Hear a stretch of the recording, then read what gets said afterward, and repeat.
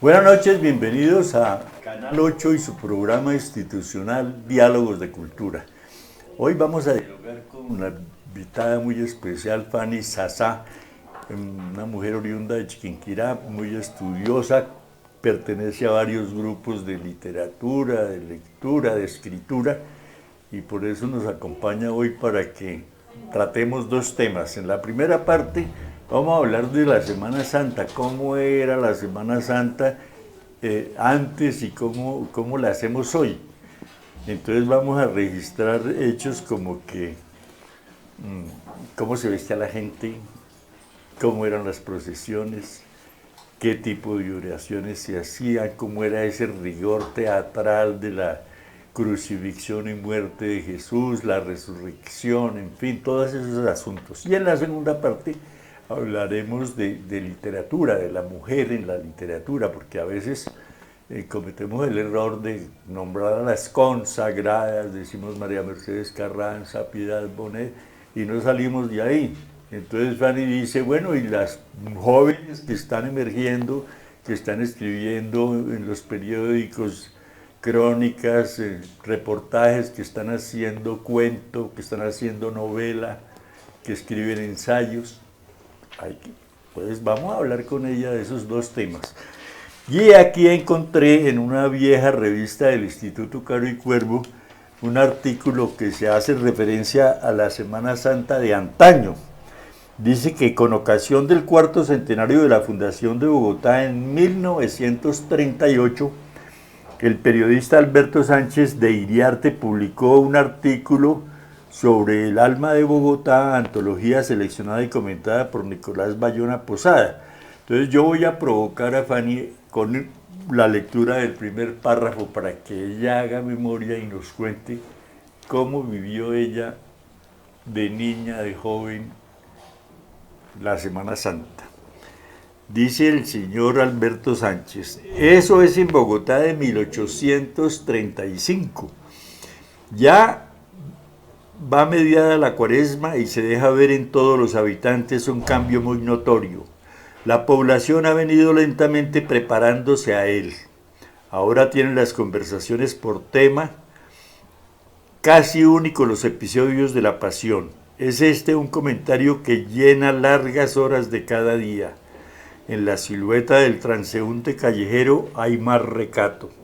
Las capas, las mantillas toman un aspecto más pesado y sombrío, con pausa mucho mayor que la de costumbre, se ven ir todas esas figuras meditativamente hacia los templos cuyas ventanas están cubiertas de color morado y cuyas luces temblorean amarillas en un fondo de negror intenso. Por las naves llenas de silencio y de suspiros, la voz opaca del predicador se atenúa, se desvanece como advirtiendo a una distancia de muchos siglos que van a revivir aquellas escenas de dolor tan familiares a la mente y tan caras al sentimiento del auditorio. Es una narración describiendo lo que ocurría en 1835. Fanny, bienvenida a Diálogos de Cultura. Muchas gracias, Luis Eduardo, por su invitación. Para mí es un placer estar en este espacio y aportar algo de lo que recuerdo de mi infancia en esta época de Semana Santa. Pues compartirlo es agradable con ustedes, respetada audiencia. Bueno, en verdad sí las cosas han cambiado muchísimo. Sin embargo, recuerdo que como buena chiquinquireña que soy, de la capital religiosa y mariana de Colombia, que bueno, hoy en día como que ya no es, sí, hubo muchas cosas que quedaron en mi mente, de toda esa solemnidad, de todo ese misticismo que se vivía en las épocas de Semana Santa. Desde ese Domingo de Ramos, donde inicia la Semana Santa, que era algo, digámoslo entre comillas, espectacular por cuanto lo preparaban con mucha antelación, y así como decía aquí este fragmento del artículo, pues la gente se preparaba con mucha religiosidad, con mucha fe, con mucha disposición a celebrar esa Semana Santa llamada Semana Mayor. Ese domingo era un día de fiesta. Todos los habitantes, lo recuerdo en mi ciudad, Chiquinquirá, salían muy elegantemente vestidos, se ponían su mejor traje. Todo el mundo con anticipación preparaba su ramo. Entonces era un festival de ramos por toda la ciudad. A nosotros de pequeños también nos compraban un pequeño ramito y todo el mundo salíamos con el ramo para realizar la celebración de ese día, que se hacía desde el parque principal frente a la iglesia, de todo el mundo estaba ahí dispuesto para la bendición de esos ramos, y los sacerdotes, que inclusive era más de uno, 3, 4, hasta 6 sacerdotes, desfilaban por en medio de la multitud, entrando a la iglesia, Fanny, con sus ramos. Yo me acuerdo que en pues, años 60, 70, se anunciaban todavía unas peregrinaciones de los municipios, de las veredas de todo el país, se organizaban grupos de 20, 3, 4 familias y hacían una peregrinación a pie para pedirle un milagro a la señora Nuestra Señora de Chiquinquirá. Sí. Y fíjese que así han cambiado las cosas. Ahora esos ramitos que se tejían, entre otras cosas, Sí. ahora no es posible hacerlo porque No. ecológicamente no está bien hacerlo. Absolutamente prohibido, porque pues esos ramitos eran de la palma de cera. Ajá. Entonces estábamos acabando con la palma de cera, que sabemos que es un árbol emblemático, una palma emblemática aquí de Colombia. Entonces sí han cambiado las cosas. Claro que sí, han cambiado muchísimo, pero bueno, haciendo remembranzas, pues eso era lo que se hacía. Y efectivamente, había mucha peregrinación que llegaba a Chiquinquirá. De todas partes de Colombia llegaban a pedirle muchas cosas a la Virgen, a Nuestra Señora de Chiquinquirá. Entonces eran multitudinarias, todas esas celebraciones eran multitudinarias, muchísima gente de todos lados y con mucha devoción, porque efectivamente todavía yo veía personas que entraban a la iglesia de rodillas, totalmente de rodillas, pues pidiendo por sus necesidades. Entonces era una celebración muy hermosa, era una misa campal, inclusive con mucha frecuencia le hicieron campal por la cantidad de gente, y con un recogimiento, con una fe, pues que como que daba gusto y uno se contagiaba, de niño aún, pero uno se contagiaba de ese misticismo, de esa fe y de esa religiosidad de las personas.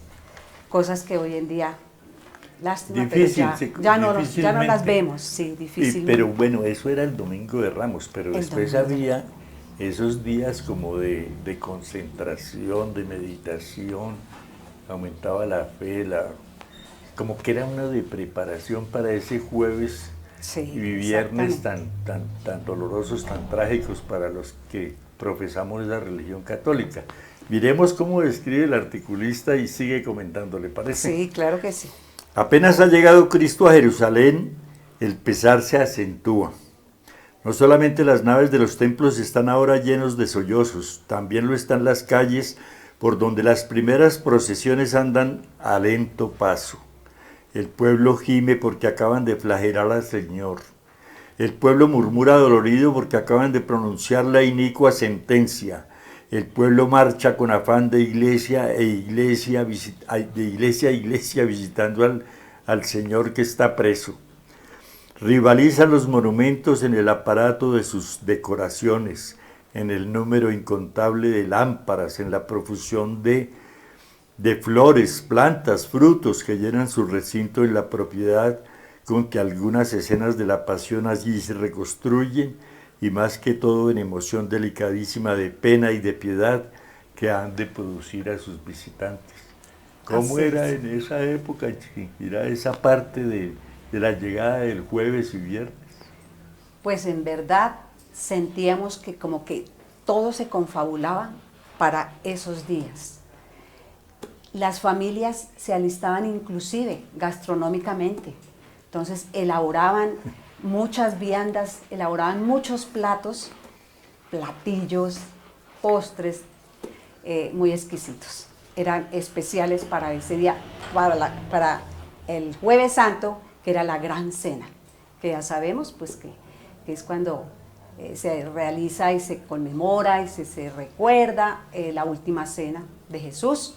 Entonces los hogares estaban llenos de comida, pero la gente con mucho recogimiento, porque no era de fiesta, jamás, era con mucho recogimiento que se esperaba ese día. Y efectivamente se compartían bundes completos, las familias se reunían, porque es que también había esa tradición, Luis Eduardo, las familias llegaban a la casa paterna, entonces los padres, los abuelos se preparaban con toda esa cantidad de comida, de cosas muy especiales, se realizaba ese brindis de Jueves Santo, iniciando inclusive el día, eso es sagrado. Sí. Y en mi familia nosotros seguimos conservando esa tradición. Fanny, entonces, los Jueves Santos siempre no nos faltan, antes del desayuno, el vino y las galletas. Ajá, no nos faltan todavía porque lo hemos conservado. Claro, hay cosas que uno, a pesar de que se han perdido algunas cosas, el caso de los ramos que ya no son porque ecológicamente son contraproducentes, ir a quitarle el hábitat a unas aves y la ecológicamente contraproducente porque las palmas de cera se dañan. Pero también había costumbres como las procesiones, cómo debían ir vestidas las señoras, los señores, los niños a esas procesiones. Pues era un día de estrenar. Ese día la gente estrenaba traje. Las señoras muy elegantemente vestidas, siempre con sus mantillas, sus velos o sus pañoletas, muy elegantemente, porque combinaba todo perfecto. Los caballeros, traje de paño, encorbatados, inclusive yo veía a mi abuelo y a mi padre con chaleco. Ajá. Y su sombrero, que al abuelo no le faltaba tampoco su sombrero, que siempre lo llevaba con su leontina. Era un día muy especial y todo el mundo estrenaba traje. Las campesinos de todas las veredas y la parte rural, también ese día todo el mundo estrenaba con sus colores aún vistosos, porque era Jueves Santo, entonces todavía se ponían sus trajes, sus faldas largas, muy vistosas, con sus pañolones elegantemente puestos.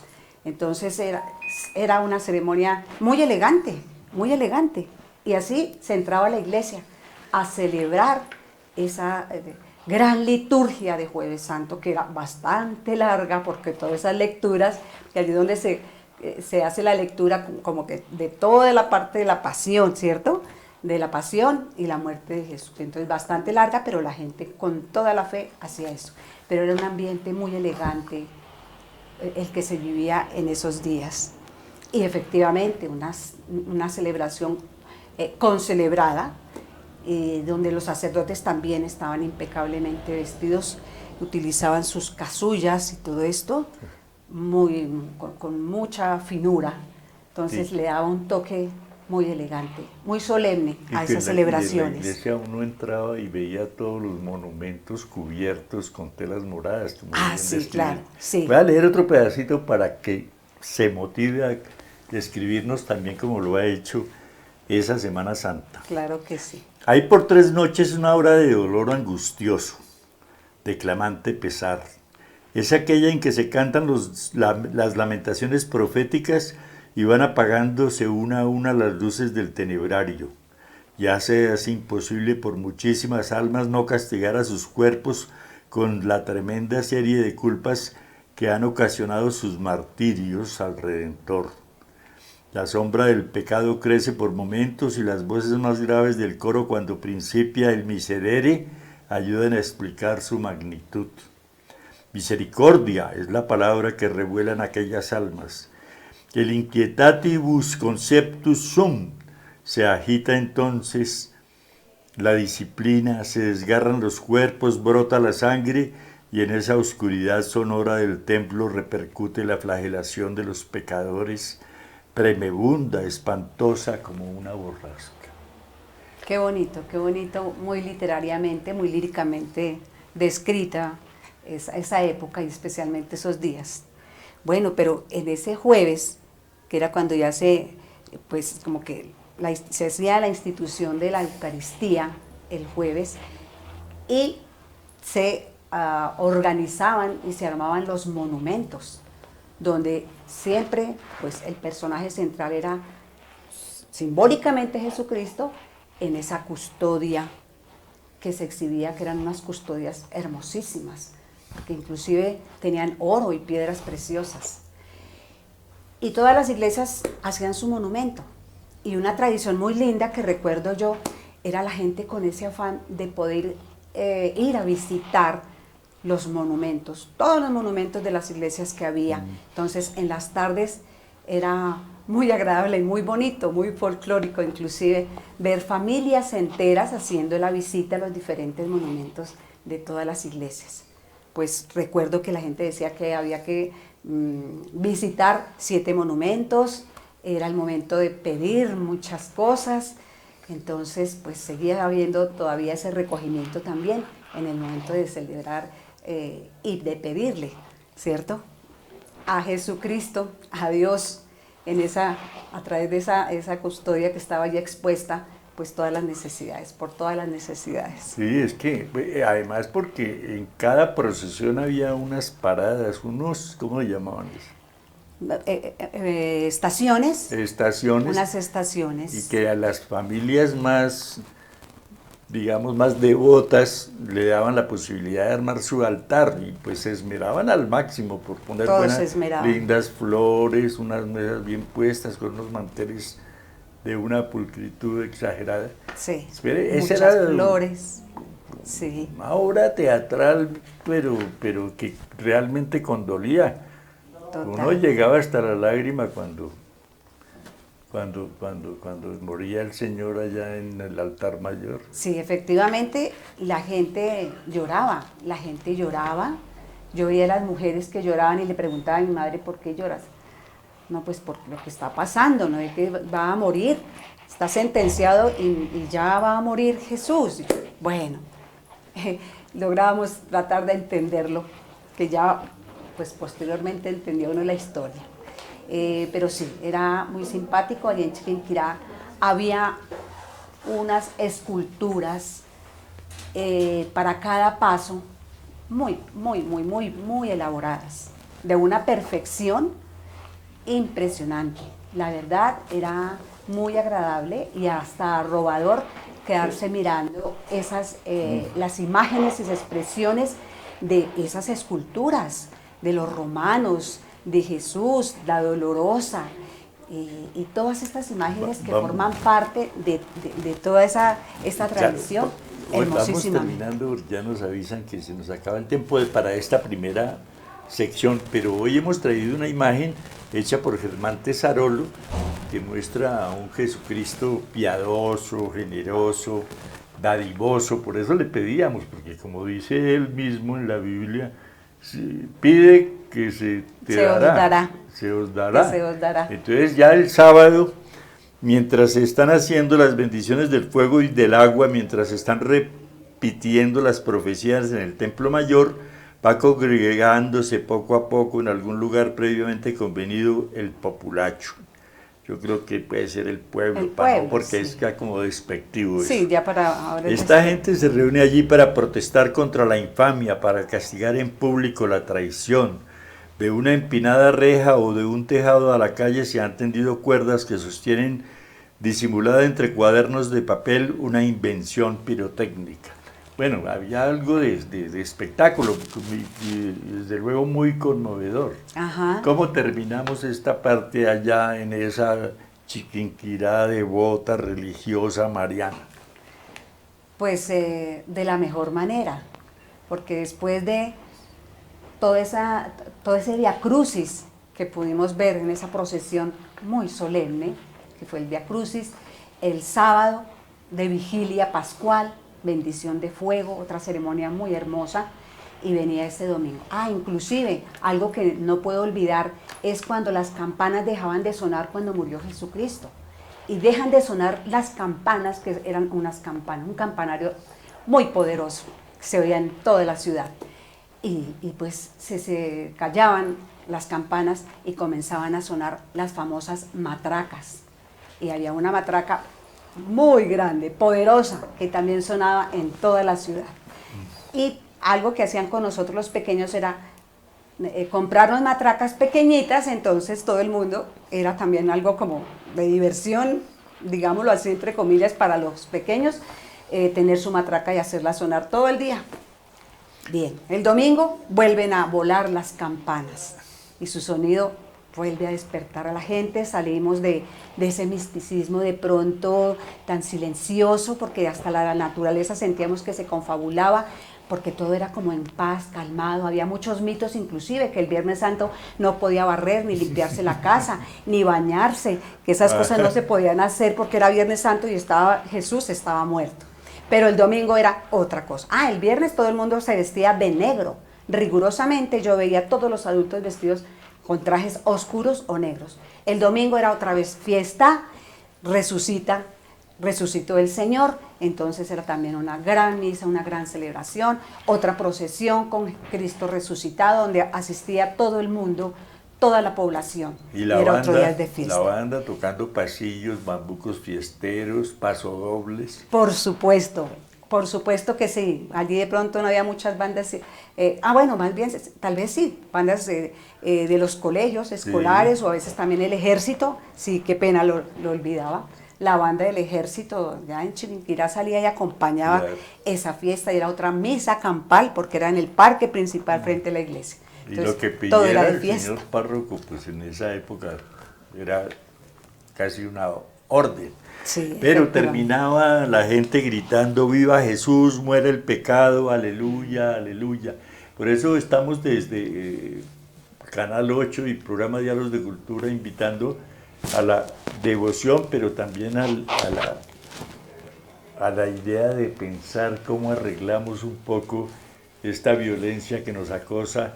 Volvemos a hermanarnos y a ser distintos, alegres, contentos, a vivir en armonía, en cordialidad, a pesar de la diferencia. Un país como Colombia, pluriétnico y multicultural, pero que ya estamos entendiendo que hay negros, que hay indígenas, que había 64 tribus con culturas diferentes, idiomas y lenguas distintas cuando llegó Cristóbal Colón, pero ya nos estamos entendiendo y acogiendo un lenguaje común para que volvamos a vivir en paz. Vamos a unos comerciales y ya regresamos con la segunda parte más literaria.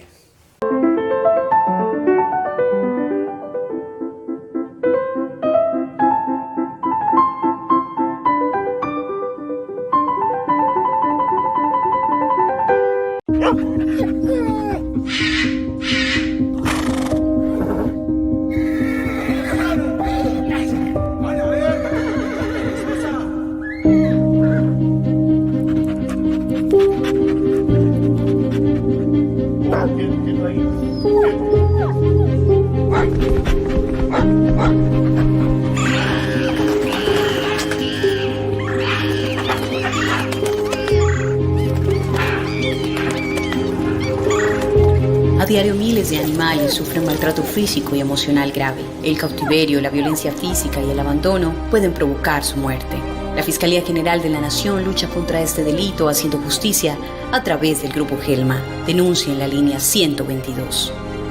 Fiscalía General de la Nación, en la calle y en los territorios.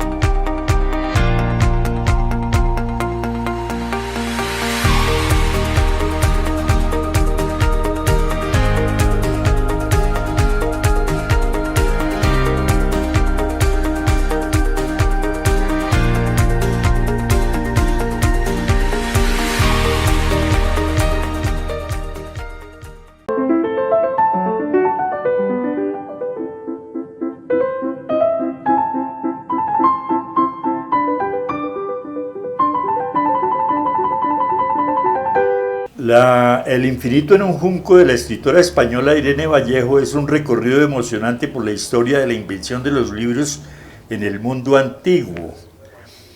A pesar de que se publicó hace más de 2 años, este ensayo de Vallejo se convirtió recientemente en un éxito editorial y ella misma en una estrella que en cientos de entrevistas cuentan con gracia y erudición su pasión por el libro como soporte esencial para la lectura. Obviamente ella no cree en catarata de predicciones apocalípticas sobre el futuro del libro. Recibir un libro es la mejor forma de compartir la devoción por ideas, autores, lugares y momentos de la historia. Y así, hace unos días me llegó de un amigo Manifiesto por la Lectura, opúsculo de Irene Vallejo publicado en 2020. Hago esta introducción para que nos demos cuenta de que Irene Vallejo es una mujer española súper culta y en el infinito en un junco habla de cómo en esa época primaria de que comenzó la escritura y después la publicación casi que única en cada escrito porque no había imprenta, no había nacido Gutenberg, entonces eran libros muy exclusivos y en bibliotecas de pocos libros a los que iban muy pocos porque pocos sabían leer.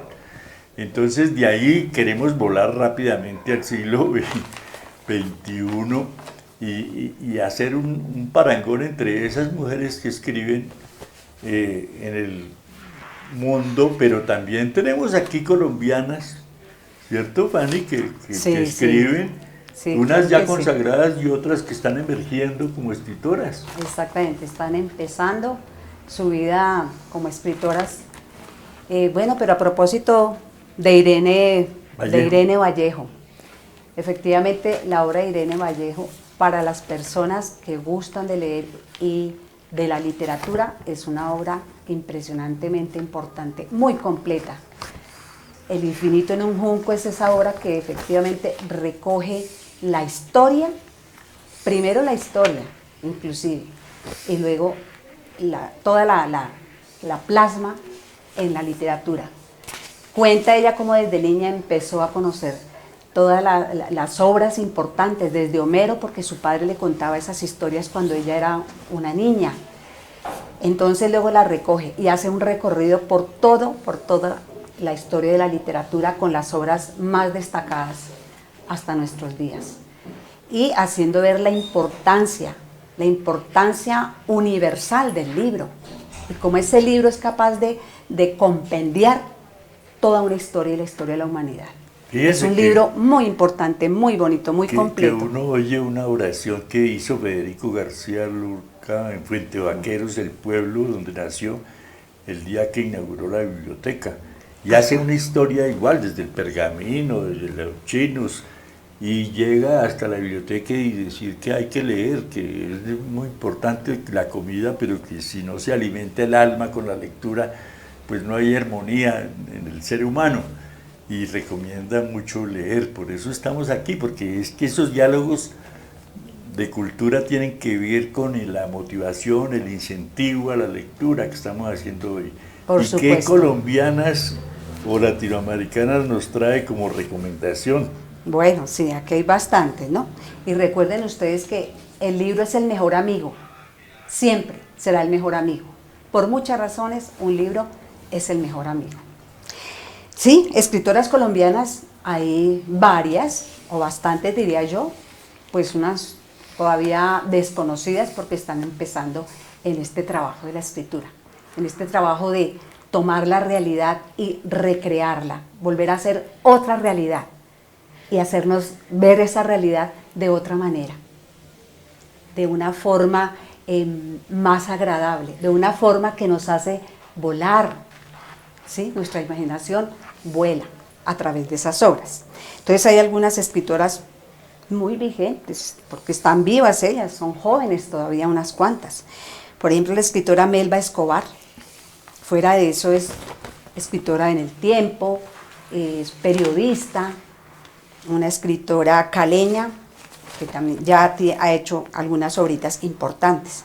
Bueno, nuestra famosa Laura Restrepo, que ella sí ya es una escritora bastante conocida, bogotana ella, también escritora de novelas, de ensayos, una excelente periodista. Nuestra poeta Piedad Bonet, escritora antioqueña, una crítica impresionante también, crítica literaria, decimos de ella, novelista y poeta. La conocemos muchísimo por su poesía, una mujer muy sensible, que siempre toma como tema para la mayoría de sus obras el amor en todas sus formas y en todas sus dimensiones. Margarita García, otra escritora cartagenera ella, escritora de novelas. Pilar Quintana, que ella también ya es otra escritora, bastante conocida, ya en el ámbito de la literatura, pues se le conoce ya. Es una guionista, escritora también de novelas, otra caleña, está elegida entre las 40 mejores escritoras latinoamericanas. Eso es un orgullo para nosotros los colombianos. Sigue habiendo gente que se destaca ya a nivel internacional. Ángela Becerra, otra escritora de novelas, muy reconocida, también una caleña, y pues de ella tenemos, y nos dicen que es como creadora de otro nuevo movimiento que se llama el idealismo mágico. Nuestro García Márquez creó ese gran movimiento que era el realismo mágico. Pues esta escritora crea el idealismo mágico, o sea, va más allá, el ideal, pero en forma fantástica y mágica. Otra que ella ya tiene sus cuantos años, pero también vale la pena nombrarla, que es Elena Araujo. Y ahora hay otra chica llamada Stephanie Méndez.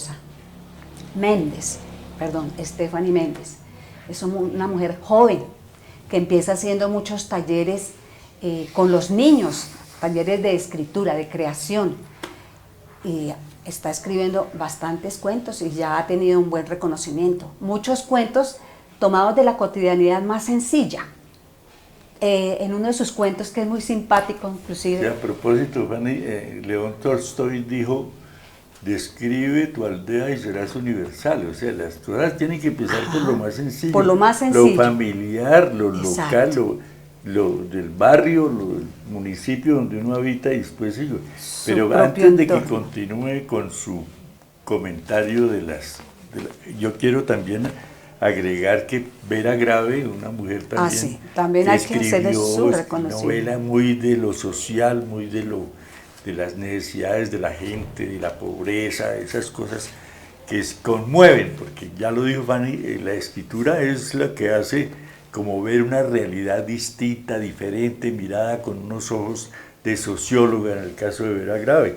Pero Ingrid Betancourt, a raíz del secuestro y esas cosas, también escribió un libro muy conmovedor.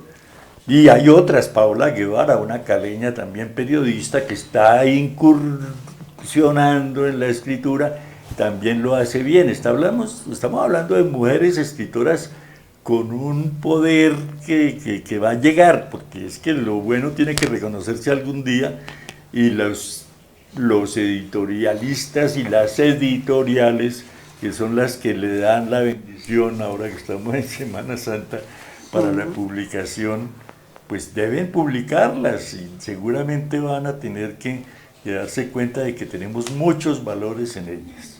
Muchísimos valores, sí, efectivamente. Y sí, como tú lo decías, la verdad que la literatura y el arte en general nace de la realidad humana. Netamente nace de la realidad humana. Pero la grandiosidad del artista es que es capaz, tiene tanta sensibilidad que es capaz de tomar esas situaciones, hechos muy sencillos, elementales, básicos a veces, y transformarlos. Vea, Fanny, que le voy a leer un pedacito, porque de eso se trata. Mira, aquí hay una mujer, Zoraida Peguero Isaac, que escribe esto respecto de cómo se tala un árbol, a veces sin necesidad, y los perjuicios que trae la ausencia de ese árbol. Dice, no pude hacer nada, el rugido criminal de la sierra mecánica ahuyentó a los pájaros.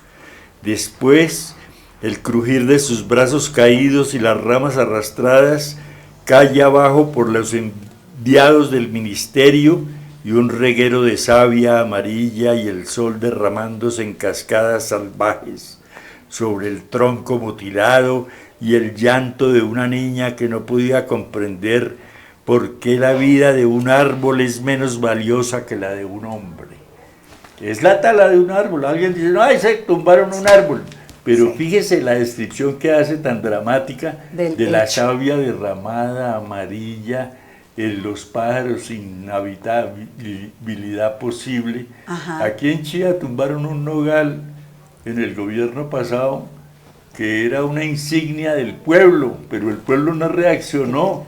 Le pusieron una máquina esperando la orden de la CAR, ahí como un animal hambriento pendiente de su presa, y el día que llegó la orden, ¡prá! Una máquina bulldozer de no sé cuántas toneladas tumbaron el nogal de 120 años que hubiera podido durar 500, y que era una insignia. El día que tumben las araucarias del parque, sí, será muy triste. Alguna cosa ha de pasar porque es que no es posible. Bueno, los talaron y tal, pero ya estábamos hablando de las mujeres y de la escritura, cómo es de conmovedora. Exactamente, efectivamente. Esta descripción es desgarradora. Total, esa Vamos es a la terminar magia. con esa noticia y continuamos con la de Gabo, ¿le parece? Bueno, pues es que ahí sí la verdad... El tiempo es muy rápido. Sí, es muy corto, desafortunadamente avanza muy rápido, pero esa es la magia que tiene la palabra que es la materia prima, el instrumento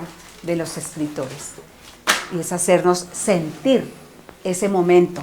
Mira, Jenny nos está contando cómo se tala un hombre, es volvernos a hacer sentir ese momento y conmovernos, y aquel artista que nos conmueve ya se ha ganado todos los premios. Bueno, sí, entonces si quieres pasamos a García Márquez. Pues es que no podemos pasar por alto este escritor que tanto orgullo de verdad ha generado en nosotros los colombianos, y por qué no decirlo, en el mundo de las letras españolas. Pues resulta que el Instituto Cervantes tiene un instrumento desde hace ya un buen tiempo que se llama el Mapa Mundial de la Traducción, y no es ni más ni menos que realizar las traducciones de las obras de escritores y sobre todo de aquellos escritores más leídos por el mundo entero. Y qué orgullo, Luis Eduardo, para nosotros contarle a nuestra querida audiencia que nuestro Gabriel García Márquez, nuestro Gabito, o Gabo como lo conocemos la mayoría de las personas, es el segundo escritor más traducido, cuyas obras han sido traducidas a 8 idiomas. No, pues van más larguito, van 54 idiomas. Ah, no. No, es que lo que dicen es que los 10 primeros, por favor léalos y yo le voy mostrando cada una de las traducciones. Muy bien, entonces vamos a contarles aquí en qué idiomas, o en los 10 primeros idiomas en los que ha sido más leído Gabriel García Márquez, y todas sus obras, pues ya están traducidas a estas lenguas. Pero no podemos pasar de decir que Gabriel García Márquez está por encima de Isabel Allende, que todo el mundo lo conoce, de Jorge Luis Borges, del peruano Mario Vargas Llosa. Son escritores absolutamente reconocidos mundialmente, pero nuestro Gabo está por encima de él en el número de traducciones que se han hecho de sus obras en el mundo entero. Entonces, por ejemplo, aquí nos dicen que ha sido traducido ahí está, ¿no es cierto? Los idiomas más leídos. A los idiomas más, sí, los idiomas más leídos, sí, es verdad. En alemán. Y a ver, mire, el alemán para está nuestra aquí. suerte, Luis Eduardo tiene todas esas traducciones. Este es una rara forma de presentar los libros los alemanes. Vea, es un tamaño pequeño, pero lo ponen lo tropical, ¿no? Nuestra guacamaya insignia nacional. ¿Qué más otro idioma Muy dice bien, ahí? entonces en árabe, en francés. ¿En árabe? Sí, Ah, mira, Árabe. aquí lo tenemos en Ah, sí, árabe también. Árabe. Esta tiene la condición de que se empieza a leer de atrás para adelante y de arriba para abajo. Entonces es un libro que me trajo un amigo que estuvo por allá por Marruecos. ¿Qué otro tenemos? En francés. Ah, en francés también, esto lo tenemos por acá. Este está en francés.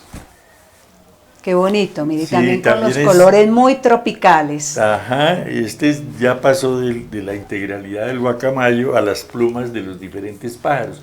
Que Colombia es potencia Sí, en en avistamiento de especies aves, de porque aves. tiene una variedad impresionante. Impresionante a veces, exacto. Y al italiano, tal vez sí está, así sí, está. sí, aquí está en italiano también. Italiana, sí. Italiano, pues yo tengo en la colección 25 de las 54, todavía no me faltan sino 29, pero está en italiano y también es una portada muy tropical, me encanta. Sí, qué bonita, mire, con nuestras flores. Bueno, en japonés, No, ese esa sí no nos tengo. falta, nos Me falta. falta mandarín y japonés. Portugués. Entre muchos. Ah, en portugués sí la tenemos, Luis. No, eso es una reliquia, es un tesoro. Sí, yo tuve la oportunidad de estar en Lisboa y iba a comprar unas estampillas para enviar una carta y me encontré con que el gobierno portugués había hecho una traducción de 100 años de soledad. Entonces la compré muy barata, me costó como 8 o 9 euros. Qué bonito, bueno. Y en ruso. Ah, en A ruso ver, sí, también qué tenemos. prodigio tener a García Márquez en ruso. Nosotros tenemos un amigo en Moscú que se llama Juan Andrés Borges Martínez y nos la trajo en ruso con una dedicatoria muy bonita. Con inmenso cariño para mi gran amigo, y escribió Luis Eduardo Vargas en ruso ahí, un pequeño aporte para su colección. Bonito, está en ruso, también es una edición de tapa dura, bien bonita, algo tropical, pero también como el creador ahí de toda esa magia que comentaba Fanny, del realismo mágico. Del realismo mágico. Y en sueco. Bueno, En sueco también, sí. Una hermana mía fue a visitar a la hija casada con un sueco y me la trajo de Estocolmo. También es un libro fuerte, de buen papel, buena letra, buena escritura, interesante. Pues además la sede donde entregan el Premio Nobel de Literatura todos los 10 de diciembre. muy bien. Recuerde que todas estas son las obras, las traducciones de 100 años de soledad. De pronto nos pasó a decir de qué obra estábamos hablando. Sí. Estamos hablando de 100 años de soledad. Recuerden que fue la ganadora del Nobel, fue la obra que le hizo ganar el Nobel a nuestro querido Gabriel García Márquez. También la tenemos en inglés. Ah, claro, me faltaba. En 100 inglés, que fue la Years. primera traducción tal vez que se hizo. Sí, este traductor, yo creo que Gabo entendía muy bien el inglés y dijo que este traductor era re bueno, pues, porque para interpretar en un idioma distinto ese realismo mágico no es fácil en ninguna lengua. Así es. Pero esta él considera que es una de las mejores traducciones. Y Bueno. tenemos como algo curioso un libro en quechua. Ay, no, pues nos faltaba, imagínate, en quechua, ¿no? Pero Muy bien. mire la carátula que recordó Extramicrófono, que era la misma. Sí, recordé que es la misma que está en español. En español, Aquí, pero es muy de oveja colombiana. negra. Ajá. Entonces está en quechua, Ay, qué bonito. que es una curiosidad. Una vez en Quito me puse a buscar 100 años de soledad en quechua y no encontró, pero la señora me dijo, pero tengo este. Como No. 3.000 pesos me costó. Qué Pero maravilla. en la colección ya hace parte de una buena cosa. Muy bien, muy Pero bien. fíjese, Fanny, que hay noticias tristes también. El periodista Jean-François Fogel, es un periodista francés, pero muy vinculado a la casa de Gabriel García Márquez, considerado pionero del periodismo digital en el mundo y un respetado asesor de los medios de talla internacional a la hora de enfrentar los retos de las nuevas tecnologías, falleció a los 76 años. Y otra noticia conmovedora es que murió María Kodama, la esposa de Borges. Borges tenía 54 años y la niña, hija de un japonés y una argentina de ascendencia alemana, se encuentran en razón a que les encanta la traducción del inglés antiguo. Entonces ella le propone leer a Shakespeare. Dijo, no, pero Shakespeare es el del siglo XVI. Retrocedamos un poco más y vamos a investigar y a traducir un inglés del siglo IV. La China quedó encantada con la sugerencia, se hicieron amigos, comenzaron a investigar, se hicieron súper amigos y después resultaron siendo pareja. Y algunos la acusaban de ser muy interesada, de quedarse con la herencia de Borges, que lo había llevado a morir a Suiza para que le hiciera testamento, para alejarla de la familia y de los seguidores. Pero ella dice que no, ella negó eso. Aquí estuvo en la Luis Ángel Arango, yo tuve la oportunidad de oírla, que en esos tiempos pues todavía no tenía esa afición por la literatura y por Borges. Pero el Aleph de Borges, que lo volvió famoso, y que dicen que Borges no fue nunca Nobel porque lamentablemente aceptaba invitaciones de políticos no muy santos. Entonces los viejitos, como les dicen al jurado de Suecia, del Estocolmo, dicen que no le quieren meter mucha política porque dicen están premiando a la izquierda, a la derecha, al centro, y que la literatura juega con todo. Entonces pues limitan un poco las cosas, pero a pesar de que esos encuentros de Gabriel García con Pablo Neruda, que era comunista, como con Mario Vargas, que resultaron peleando, con todos, pues cada uno con sus ideologías, con sus ideas, con sus aportes poco políticos. Alguna vez le dijeron a Gabo que por qué no le ponía agua a Aracataca y energía eléctrica. Dijo, porque yo no soy empleado público, yo hago eso. Mi oficio es escribir bien para que seamos reconocidos como escritores, pero si quieren les redacto una carta y reclamen ustedes agua para Aracataca, energía eléctrica, buenas vías, mejor educación, pero yo de ahí a interceder por ustedes. Ese tipo de cosas, claro. Entonces no se pudo. Vamos terminando, muchas gracias, Fanny. No, pues, excelente la compañía en este diálogo de cultura. No, pues para mí también fue muy interesante. Verdad que estos espacios también enriquecen mucho, nos enriquecen, aprendo de ti muchas cosas y pues esperamos que para la ciudadanía y para quienes nos están escuchando pues también haya sido de mucha utilidad, pues es nuestra intención, ¿no? Esa es la idea, hacemos diálogos, pero estuvimos hablando de escritoras, de Gabo, de las traducciones, de la satisfacción que nos da, diciendo después de Miguel de Cervantes Saavedra con su famoso Quijote, sigue como segundo el lector más leído en el mundo por las traducciones que ha tenido, 54 lenguas. Pues es una maravilla tener esa satisfacción en esta Semana Santa. Muchas gracias por su atención y nos vemos en otro programa para hablar de la Feria del Libro, de Arbo, del mismísimo orador fabuloso que fue Jorge Eliezer Gaitán. Nos vemos en el próximo miércoles.